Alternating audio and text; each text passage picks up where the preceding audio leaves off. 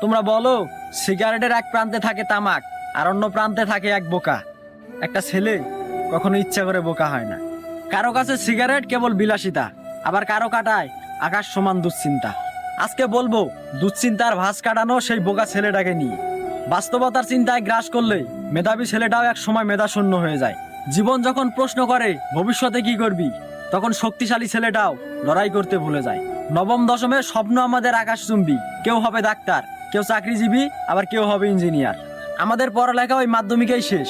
এরপরে কেউ শ্রমিক, কেউ কৃষিকাজে, আবার কারো ছাড়তে হয় দেশ। লোক সমাজে বলা হয় পড়াশোনা ব্যতীত সাফল্য সম্ভব নয়। হ্যাঁ, আমরাও করতে চাই, তবে আমাদের বেলায় কেন সম্ভব নয়। এজন্যই সিগারেট জ্বালিয়ে দুশ্চিন্তার ভাঁজ কাটাই। কারণ আমাদের বাবাদের টাকা থাকে না, আমরা মধ্যবিত্ত ঘরের সন্তান।